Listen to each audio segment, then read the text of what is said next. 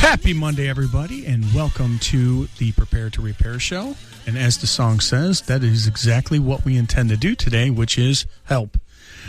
The Prepare to Repair show is powered by RJ Graham Plumbing and Ferguson Supply Kitchen, Bath, Lighting Showroom located at 7950 West 185th Street in beautiful Tinley Park. Whether you're doing a minor facelift or a full kitchen, bath, and remodel, Ferguson has you covered. Now, on today's show, we're going to be discussing one of the biggest fears that homeowners and renters have, and that's flooding, especially with all the rain that we have had in the last few weeks. People have gotten, and I personally have been out to a few houses that have gotten some significant amounts of water, and getting in water can come from various points, various sources, and happen for various reasons. And we're going to go over a few of those. So for the next hour, I'm going to give out a ton of information on the causes, resolution, prevention of most water problems. This is information I normally give out as I speak to homeowners that are in that predicament, but having the show, which is I really enjoy, allows me to share this information with a larger audience. So this can help you save a lot of money and frustration. And also, this is another thing that we kind of touched on last week when I had Dave Hanley on there. He was talking about seepage in his basement. And also, I spoke with Evan a little bit about flooding. But we kind of touched on some pump issues. But there's other sources and other reasons for flooding that we're going to kind of get into. And one of the things that I think we're going to start out with, and that is going to be, we're going to start with basics, is going to be know where your shutoff valves are. And this is imperative because if you have a pipe leak, break, something happens, you decide I'm going to take on a weekend project and I want to put in a faucet, and then you start taking things apart, find out that the actual valves underneath the sink don't hold. Now you're in it. And then you go to turn off the main water to the house so you don't flood or water's starting to come out, and the main water valve doesn't shut off. So now you're really into it, and this is where panic starts to set in and so forth. So I guess the main thing you want to do is understand that there's usually two valves on your water system, your incoming valves. You have one before the meter, one after the meter. When you turn them off, if it's a lever, turn it off gently. Don't yank on it, and again, panic, yank on it to turn it off. You can wind up snapping it, and it'll be stuck in the on position, and then you're no better off than you were before. Same thing if it's got a wheel on it. That's called a gate valve. As you turn it, it drops a door that shuts the valve off. Again, when you turn those off and on, you want to make sure that when you turn them off and on, you are turning them on or turning them slowly. You turn it a little bit, turn it back, turn it a little bit more, turn it back, a little bit more, back. This is called exercising the valve. What that does is when you do that, you're not wrenching on it and causing it to have a lot of force at one time, which can cause the valve stem to snap, and now it's either stuck in the on position or the off position. So that is one thing you want to make sure those are working, because once you start getting water from somewhere, if the first time you're touching these things is going to be when you start to need to mess with them valves, and you're in it, and that's not when you want to find out. So first and foremost, before touching anything, make sure your valves are working. If you haven't had them checked out, I would have them checked out by a licensed plumbing professional to make sure that they're working. There's nothing wrong with having somebody come to your house, give it a walkthrough, test everything so you know the strengths and weaknesses. A good, reputable plumber would be able to tell you this, and you could see if they're working or not. You could see the corrosion. If if there is. All this stuff is very visual, so you can feel confident that somebody's not going to be, trying to sell you things that you don't need. So that's one thing that you want to do. And another thing is when you have any kind of water. And I mentioned the valves first because when you have any kind of water, you want to identify the water source. This is a point that comes off when we get these calls where you have water coming in from maybe your second floor down to your first floor. Sometimes it's a drip. Sometimes it's a full-on gusher where the ceiling comes in. Again, don't panic. You find out where the source is, and then you can isolate it. It could be somebody in the bathtub, that bathtub overflowed, toilet overflowed, or it could be a burst pipe.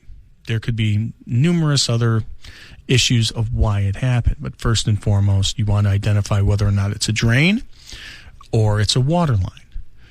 A water line is going to keep raining on you. A drain line is going to come down and it's going to slowly taper off. So that'll kind of give you an idea of what you may be in for when and if it happens. If it's a small drip, there's a way to test them and a series of tests that you can do to identify if you see a stain on the ceiling. How do I identify that, or what could it be? More often than not, usually when you have water leaking from the second floor to a first floor, or from a basement bathroom to, or not basement bathroom, main floor bathroom to a basement, more often than not, what you're going to have is it's going to be from a toilet. Usually your toilet is the seals start to go, and it's relatively straightforward fix. But you do have other times where it comes from your showers or your bathtubs. In that particular case, usually your issue is the tile. It's either the seal, the caulking, around the doors, around the actual grout in the tile, the seal around the base. And the way to test this is to run water in the shower, directly in the drain. If you don't see any water, everything's running right, you don't see any water, nothing's leaking, that pretty much eliminated the water being coming from a pipe, coming from the shower itself, the shower valve, I should say, and it eliminates the actual drain. Now, when you start running water on the walls and at the base and up against the shower doors or what have you, and you start seeing water coming down, then that pretty much tells you it's the exterior there. It's the walls, it's the caulking, it's something like that, because it's only going to leak when somebody's in it as water's bouncing off the body. So that's a way to identify water coming down. Nobody wants to see water. Everyone's afraid of it. What we're going to do is we're going to try and give you some information so you can maintain it. You can get in front of it. You know what to look for when this does happen. Everybody's going to have a leak. Everyone's going to have some water coming out. We want to identify it so we can isolate it until we can get somebody that can come out and repair it. Or it's something, if you're handy, that you can take care of yourself. So yeah, when you're, just to, wrap it up, if you're having, have water issues coming down, leaking down, coming down from anything, identify where the source of it, where it's coming from, and then isolate it from that point. And like I said, more often than not, when you have that huge gush of water, it's a toilet overflowing. And water is very friendly. Water likes to visit every room in your house where it can roam to, and it visits everything on the way down. So we want to keep water where it needs to be, and that is in its in the pipes where it belongs. So again, I keep saying, don't panic. It's hard not to do when leaking, rushing, water's coming into your living room, your floors, your bathroom, your basement, so forth. It's huge. And when I'm going to talk about too is we're going to get to basements, because I've got so much stuff here as far as going through my head on this. And even Evan was talking to us about his issues as far as his nervousness about water.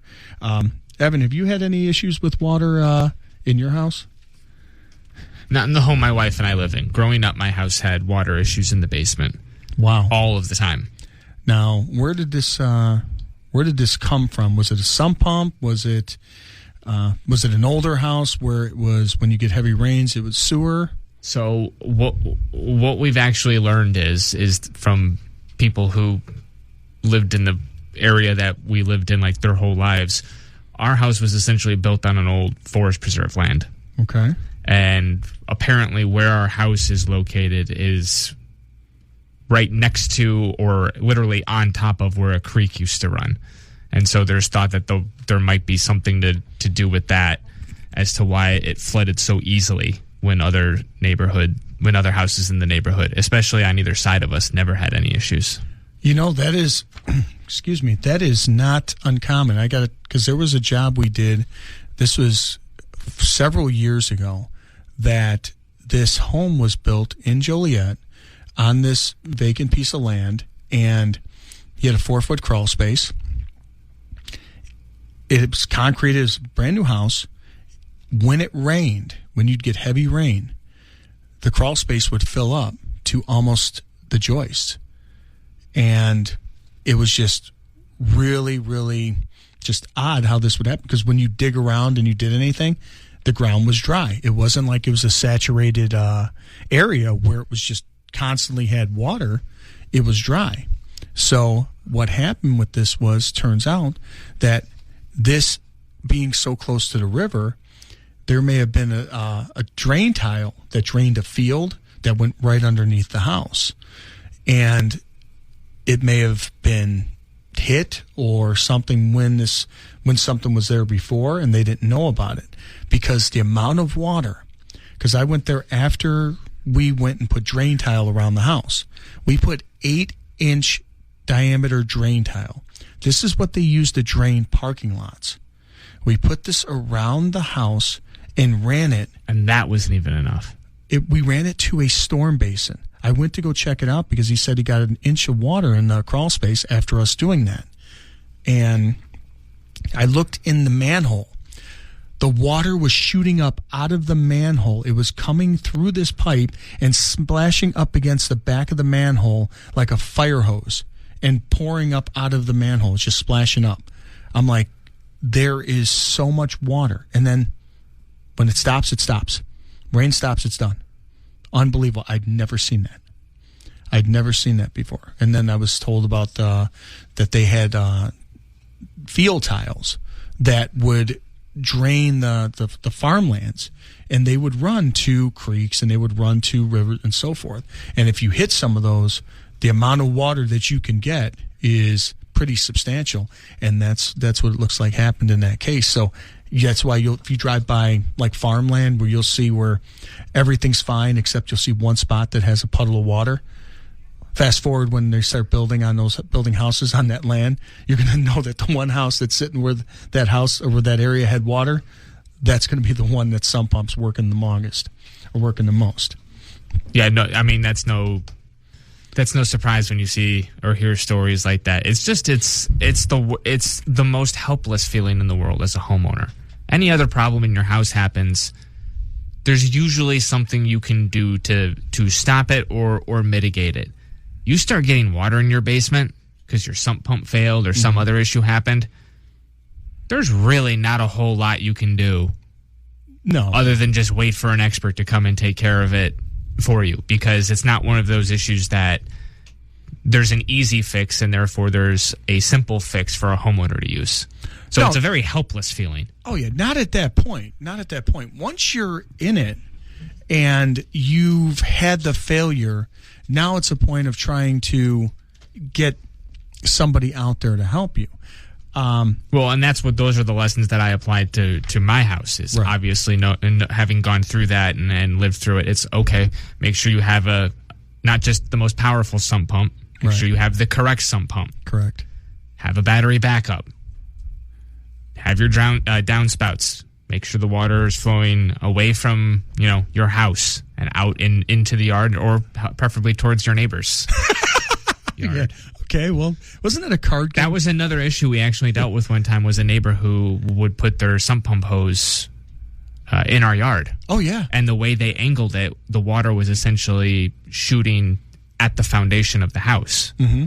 And we politely asked a couple times if they could stop doing this, but this particular neighbor is difficult to deal with in a variety of ways and was pretty much, in a not so nice way, told no. Wow, okay. And it got to the point where it'd rain. My dad would go out there and would simply take the hose and throw it back in our yard and come back, and just did that a couple times, and it eventually stopped. But yeah. Do you know how common that is? Not really so much directly doing that, where people will get water, and what they will do is they will modify their landscape or build berms that will basically fix their problem, but create numerous problems for you as their neighbor. It's horrible. I was actually... it happened at my grandparents' lake house. It's hysterical that you mentioned that, Steve. Oh. Because we're literally in the process of selling my grandparents' lake house, and one of their neighbors was someone who bought a very large amount of land, tore down the small cottage that used to be on this lake. And this is a lake where it was all small cottages, and now it's mainly these mammoth houses. And the cottages practically don't exist anymore. My grandparents are one of the last ones on the lake, and that's probably gone once it's sold here before the end of the year. But when they were building their new house, it sits on top of this hill. And when they were building it, it literally was being constructed in a way that the runoff was literally running right into our lot. Oh, yeah. And it got to the point where eventually conversations had to be had. And, the owner was horrified, actually, because they don't live there full time, so they were unaware of it, and they dealt with it, and wasn't a problem again. But that was something where it was literally, well, what is this? Why is the yard, So they actually cared, and they actually did. No, this is someone who does not want to be a bad neighbor. Right. That's good. Said that they would take care of the problem and did, which is a nice change of pace from having your actual neighbor try to essentially flood your basement. I've seen where they actually built up berms and built up their landscaping, and to the point where they know the water's coming there. Instead of working with the neighbor to kind of build some sort of trench where this water can go, because in this one instance that I'm thinking of, it happened in Naperville where it drained the golf course, and they built these houses in front of the golf course where it came through this, between these houses.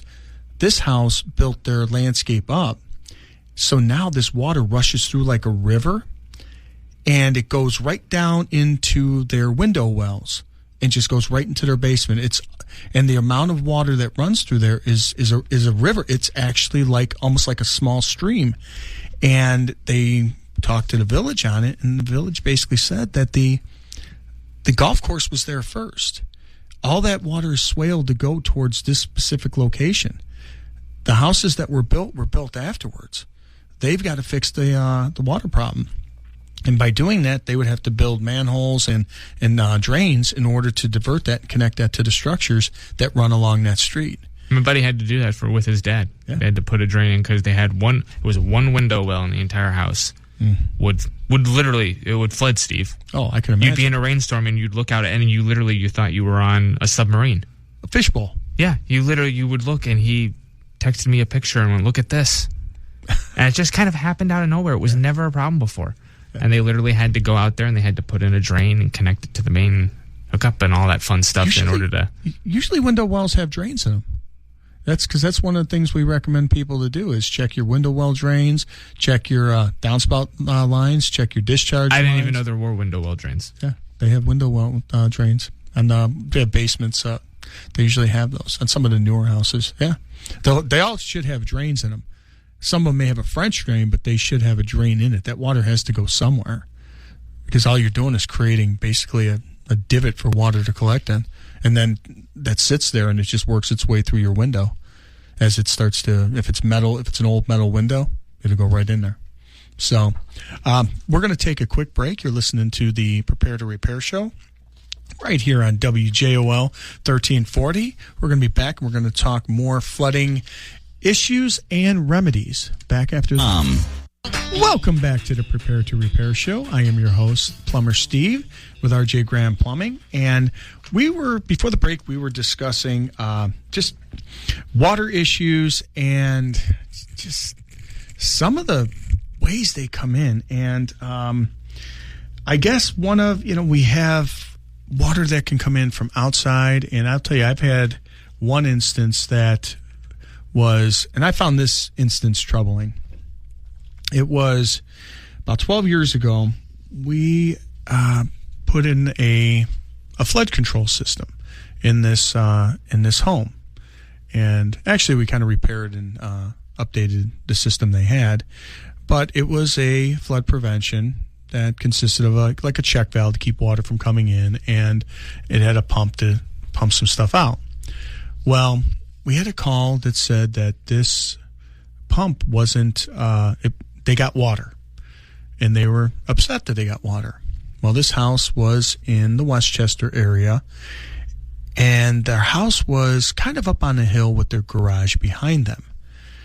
So I asked them where they got the water. Did it come up, did it come up to a sewer? Did a sump pump fail? What have you? And they told me the water came in through the windows. Okay, and I asked, and they said they got water in there. Yeah. It gets better. Okay, that sends off alarm bells for me. It came in through the windows, and the garage was behind them. They're on a hill, and the garage was behind them. It was a detached garage. They had a foot of water in their garage. Okay, so come to find out, it's when 290 flooded, and they had water so bad, people were going down the street in boats. I'm like, okay, there is no flood control that is going to protect you when water is coming in through the windows and everything is full. Your sanitary is full. Your storm basins are full. There's nothing you can do. At this point, this is, wait it out. This is nature. And they were like, they were just stressed out and everything, No, again, like I talked about earlier, that helpless feeling. Yes. There's nothing you can do. Exactly. There's a problem. It needs to be fixed now, and there's nothing you can do but wait. You're just, at that point, you've lost the war. Once this water starts coming in, and it's just in at that point. It's too late. There's nothing you can do. The troubling thing I found, because I came in after the water receded, and I was checking out their system, and obviously their system worked. There was nothing you can do. It was just overwhelmed to the point where it was, right. It was a BB gun at a freight train. As I'm out there talking to the homeowner, I see this plumbing company working on 4 houses, putting in flood controls outside. They're working on 4 different houses, and they're putting in flood controls. Yes, you're giving me that look. That's the same look I had. You had somebody taking advantage of somebody's fears, knowing full well what they did and what they were doing. If this happens again, the exact same thing, it's not going to help them. And knowing how operations like that work, they find one person first. Mm-hmm. Say, hey, you know what? Because of everything you've gone through, we'll do it for you half off. Mm-hmm. And then they come into the neighborhood. They make a big deal about what they're doing. Yep. And then they hope a neighbor or two comes out and be like, hey, what are you guys doing over there? Yep. Oh, you guys think you could come take a look at my place? That's how these crews operate. They were scared. They got them on fear. And I looked at it and I said, this has no chance. If this exact thing happened 2 weeks from now, they would be in the same boat, only $10,000 later. And angry. And nothing they could really do about it. There's nothing. That right there is nature going, watch this.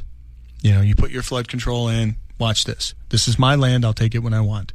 I let you use it. That's pretty much what it is. And it's troubling to see stuff like that because, again, that's one of the reasons why I do the show is understand what your system is, understand what your house is, and understand what you're getting that is going to help you. And a lot of the stuff like you were talking about is preventable. And don't be afraid to ask an expert. Exactly. Get people that ask you can multiple experts. There you go. You don't have to rely on one opinion just because, Yeah, don't listen to me. I'll give you this information. Your wife's cousin's best friend one time used this company, and they did a pretty decent job. And then you're going to rely on just them for what? No, go get multiple opinions. I tell people, and if something doesn't feel right, guess what? It's probably not. Yeah. I tell customers that I've had that have done business with me for a long time. You question everything I do. Because why? Is you can trust me, that's great. I'm glad that I built that trust. But you need to understand exactly what's being done so you are fully aware on everything that's being done from start to finish on every job we did, so then you know what has happened, where your money went, and basically the who, what, when, where, how, and why.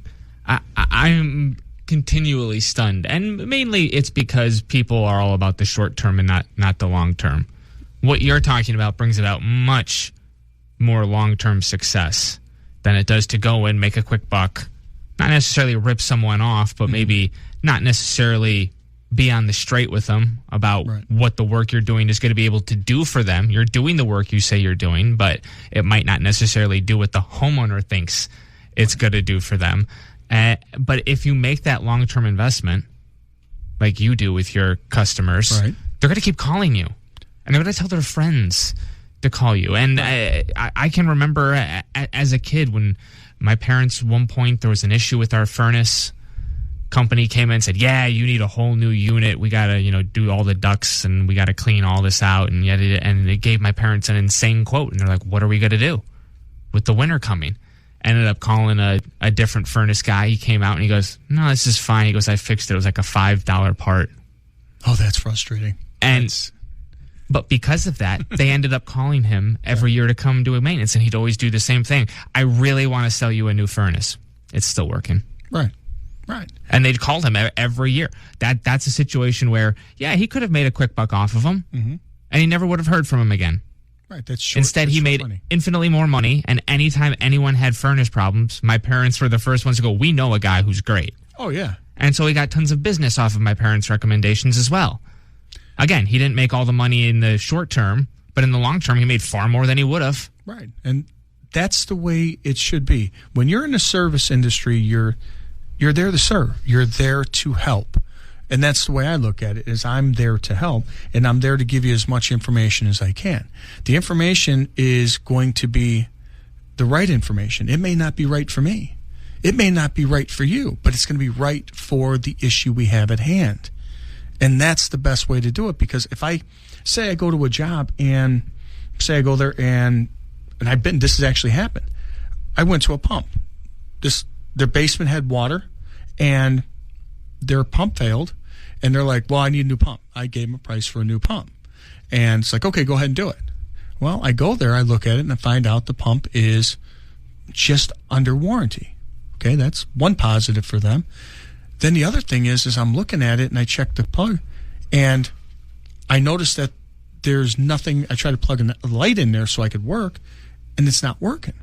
So I go check the breaker, and I'm safe. I got it's not that bad. I'm where I can get to it, and safely. And I flip the breaker, and the pump kicks on. It turned out that something else was plugged in there, tripped it. They didn't know about it. Pump was still good. So I'm like, okay, well, your pump's working. Okay, great. What do I owe you? I go, well, basically just a trip charge because, I got all this, You didn't have to replace the pump? No, it's still under warranty, still working well. The breaker flipped, or breaker tripped.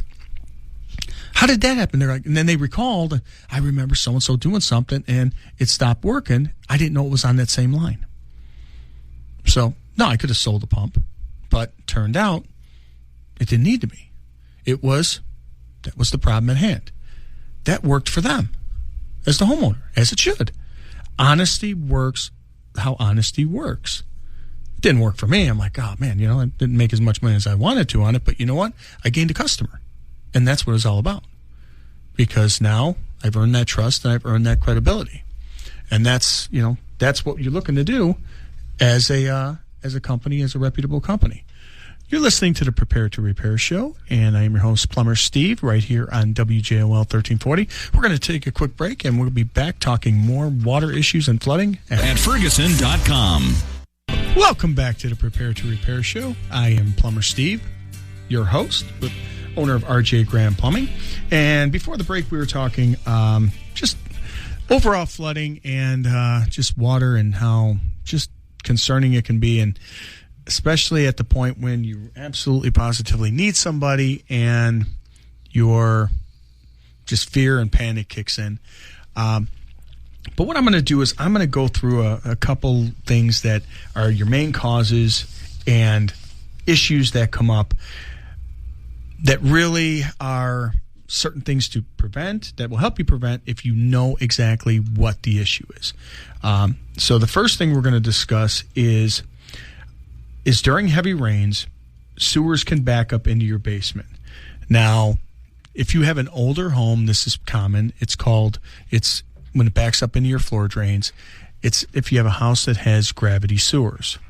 Now, what that means is a gravity-fed sewer, gravity sewer is where your floor drains and your sewer run underneath the basement floor and connect into the city mains. Now, if the sewers back up, water comes through that pipe, backs up into the lowest point in your home, which is your basement, and that's when you see people having issues with it. Now, in this particular case, how you would prevent this would be, one, if the city sewers are backing up, then we have options for that. But sometimes your issues with backups could be the fact of the sewer line itself.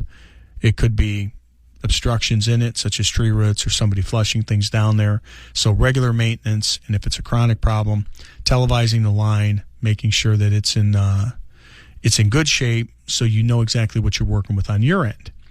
Now, if you are getting chronic backups, there is a couple options you can do. There's flood prevention devices that will help on the sewer line. If you've got water that's coming in so bad it's flooding out the street, the parkway, and it's coming through your windows, the flood control is not going to help you. That's just way too much water. But if it's just, the city sewers get overwhelmed and you're getting water at that point, a flood prevention device may be able to help you, or an overhead sewer conversion. Now, depending on where you are located, there are some towns that will do free sewer line televising. They'll come out and check it out for you. And a couple of those towns, I believe, and I would double check, they were doing them years ago, were Joliet, and I think Naperville was doing them as well. And they were trying to help residents, because a lot of people, like we were just talking, they take advantage of people when there's a sewer issue, because that's big money to dig that up, and they want to capitalize on that. So these towns have really cracked down on that to try and make sure that the work that's being done absolutely needs to be done. Now, in some older areas where the sewers are older, they're overwhelmed, they're kind of antiquated for the area, what they have done is some of them have allowed reimbursements. They'll do reimbursements or 50-50 on work that's being done for a flood prevention. So that's something to check out if you live in an area where you get chronic flooding and your sewers are constantly backing up. That may be something to look at. But really, make sure your line is working good, working well. Make sure it's taken care of so that on your end you're fine before you go to the village. Now, a flood prevention device, it's usually consists of a check valve, which is a door on the sewer, which in normal circumstances will allow water to push the door open when you use it and work its way out to the street. But then when the sewers back up, it hits that door and closes it, and any water you run would run to a pit. And then what that would do is that is in turn pumped up and over on the street side of that check valve so you can continue to run water. That is one type of flood control, and a overhead sewer conversion is the other type and that's a little bit more pricier, but that particular type of flood prevention will It's probably the most durable. A lot of your new houses are built that way. It's retrofitting, so to speak. And this consists of removing your floor drains and having them rerouted to a pump and having everything above ground going through the wall and being rerouted to the front and tying into the sewer outside. It's a little bit more, it's oversimplified the way I explained it, but if you needed to have that done, a licensed plumbing professional will be able to explain that to you and see if that particular resolution would work for your application. Now, like I said, drain cleaning, proper maintenance on the sewer line is a way to definitely help you. And like I said, if it's a chronic issue, may need some village intervention and see if that's a possible option. The other thing is pump failures. Flood occurs when pump fails. Pumps get overwhelmed, power loss with no backup protection. These are, some common problems that hit everybody. Now, here's the thing. If you live in a multi-unit condo and you have, say, the basement apartment or garden apartment and the sewers back up or there's a pump failure, it's going to get you. You're in the lower level. I ran into an instance where they had it was in Chicago, where there was a garden, they had 2 garden apartments or garden condo units, and the sewers backed up. They had a flood control system that wasn't working anymore. The door broke on it, and they were getting water. The poor people that lived in that unit, they were getting a ton of water, and they told them to stop running water on the second and third floors. They kept running water like it was no big deal. So water runs downhill. It isn't affecting them. So, sometimes your neighbors aren't really as friendly or as neighborly as you'd like them to be. So no matter where you are and what type of residence you're in, these are things to check if you're going to get into the lower level of any type of building, condo, and so forth. Just check and see what type of flood system that they would have, whether it's a sump pump, whether it's a sewer issues or anything like that, because ultimately this is going to be something that could affect you. It's not going to affect people on the floors above you, but it'll affect you. So getting back to pumps that are having an issue, backup protection is a must. I recommend it. I can't recommend it enough, because a backup sump pump, everyone's like, I get people that say, well, I have a backup generator, so I don't need a battery backup. Well, the battery backup turns or engages when the primary pump fails. It happens all the time. Primary pumps fail. And if your primary pump fails, even with a generator, you don't have anything secondary to engage or to work. Now, you can put a second pump in there, and you can plug that in, but what you're going to have is you're going to be taking up on your emergency generator, you're going to be taking up 2 plugs that are going to be operating your primary pump and your backup to operate them, because they're both going to be full-size pumps that are going to be operating off electricity. One's obviously going to be staggered higher than the other one, so it doesn't operate all the time and do the work, because you'll have both pumps working and then both pumps will fail. So that's why a battery backup system is probably your best bet, because a battery backup, the primary does the work all the time. Primary pump fails, the secondary pump kicks in because it's got an independent float switch. That does the work. It gives off an alarm. It lets you know 2 things. 1, the primary pump's not working. Check it out. Who knows why it's not working? Secondly, it'll pump and do the job for the time that you need to get the new pump replaced or to call for service. It's going to be there to let you know and have your back until you can get it done. So you want the protection. I recommend it highly. Get the proper system for your application, and this will save you a ton of headache, a ton of frustration, and a ton of money. I just can't even stress that enough. But you want to get the right pump that fits the application. If you go and get yourself a pump that is not this, and you have high water, and you get a standard pump, this pump could die within 2 to 4 years. It could take a beating that it wasn't designed to take.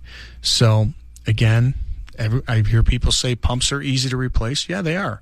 But getting the right one for your application, the person, you may not know it. If you do know it, great. Have at it, and you're protecting yourself and doing the job right.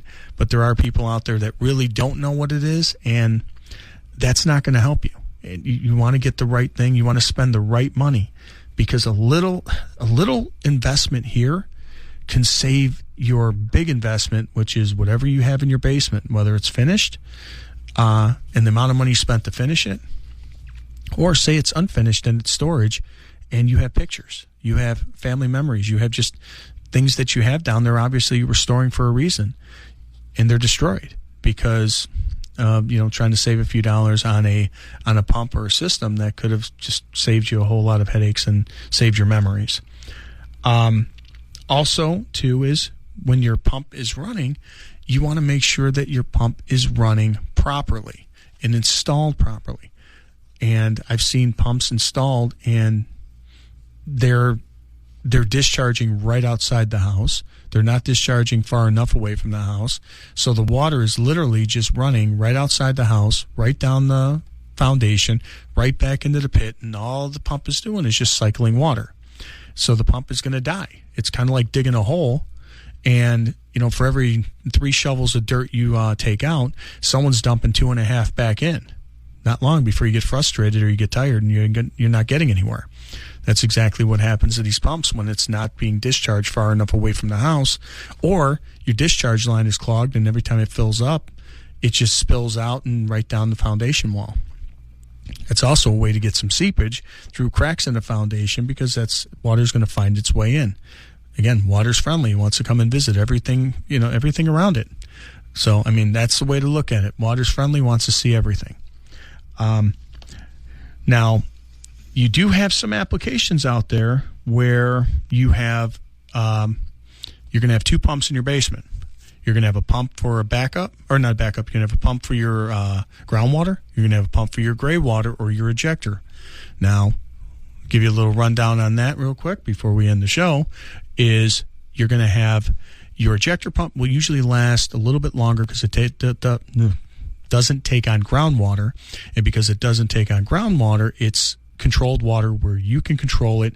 You can stop running water in case anything fails, in case the pump fails. But if you have your sump pump, or not your sump pump, if you have your softener or AC on, or maybe a humidifier on that's dumping water into that drain, you can have that add to it and fill up. You'd have to turn those off. But there are no backups usually on ejector pits or ejector pumps. Those are controlled water, so check those periodically. Check the lines, make sure those are going.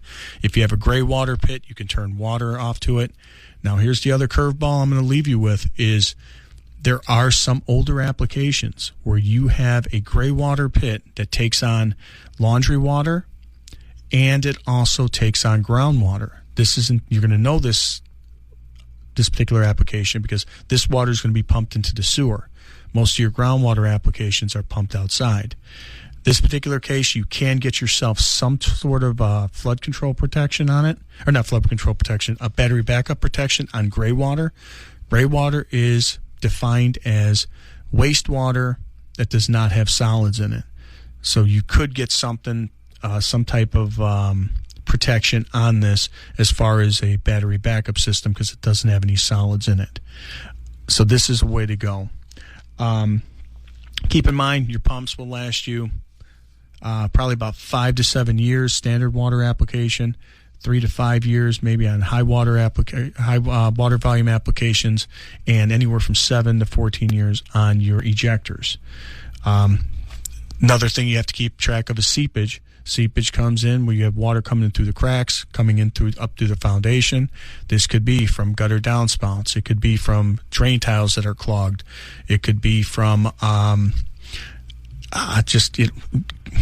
water coming in and pooling up from, say, concrete that's pitched the wrong way. There's grading. There's so many different possibilities. Check to make sure all of these, and make sure everything is operating properly. Your drain tiles are clear. If your house was built without drain tile, and built in the 20s and didn't have drain tile, and all of a sudden you're getting water, I would check to see what changed before you start spending money to put in drain tile. Get an evaluation, because it could be something really simple. That's something that changed, maybe something that a downspout or something simple before you start spending big money on that. Again, when you get water or you see water, don't panic. Find a professional that is going to do an evaluation that's going to point you in the right direction. So, I give you all this information. I'm trying to cover everything at one shot, but I can't. Do keep us, if you have any questions, send us over a text at area code 708-964-5500. We can answer any questions that you have, or you can, if you have want us to evaluate it, we can evaluate it at RJ Graham Plumbing, 708-743-7426, or at rjgrahamplumbing.com. I hope this hour was informative and we were able to give you a lot of information. Until next Monday, we will see you then, and we will have a ton more information.